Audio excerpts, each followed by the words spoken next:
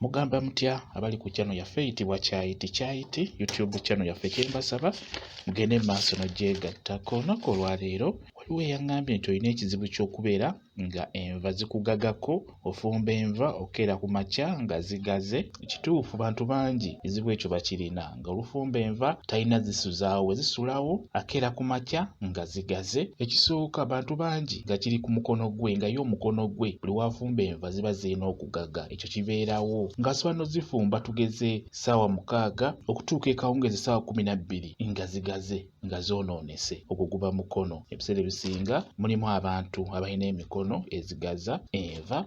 Kati kyensobola okubeera nga nkubuulirako ky'osobola okubeera ng'okozesa oba by'osobola okutunuulira nga toyagala enva ezo zibeere nga zikugagako, osobola ozisuzaawo ng'osobola n'ozimazaawo ennaku 2 ng'olyako nga tezoononeka. Beera ng'otunuulira ebintu bino. Ekisooka, enva ezo fuba okulaba ng'oteekamuko ku ntangawuuzi. Entangawuuzi eyo nnungi nnyo, eyamba enva ezo okubeera nga ziwangaala, okubeera nga tezijja kugaga, ng'ojja kulyako ekyemisana n'ekyeggulo n'enkeera, okeere ku makya olyeko ekyenkya ate olyeko n'ekyemisana ku nva ezo ze zimu. Enva ezo beera ng'ofumbiramu entangawuuzi, ekyo kimu. Ekyokubiri, enva ezo bwe ziba zisigaddemu ng'olaba nti osigazizaamu enva ez'okulyako ekyeggulo n'enkya, bwe muba mulya zino ezisigadde ku sowaani tozizza mu zino ezisigadde mu ssefuliya, zino ze mukuttemu.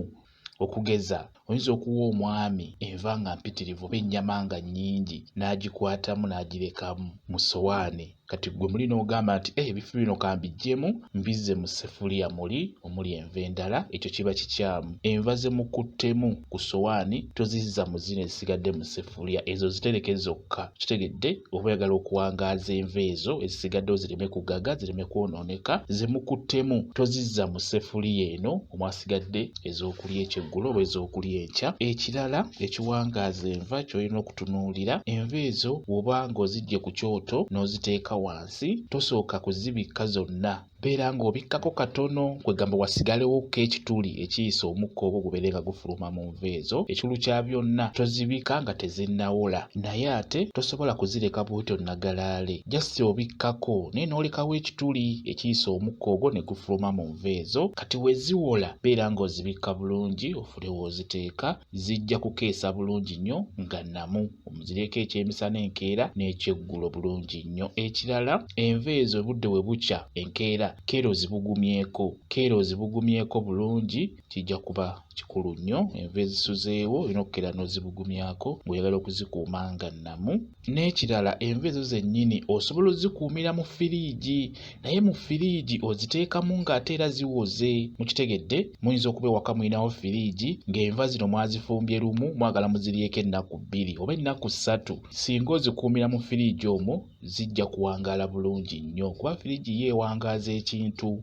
Bwe kityo bwe kiri kye njagadde okubeera nga nkubuulira gwe yabadde abuuza ku nsonga eyo ey'okubeera ng'enva zikwonoonekako. Beera nga weetegereza nnyo ebintu ebyo, enva ojja kuba oziwangaaza. Bwe kityo bwe kiri. Kambawe WhatsApp namba yange osobola okumbuuza, nja kwongera okunnyonnyola ku nsonga eyo. WhatsApp namba yange eri 077873401 yeeyo WhatsApp namba yange.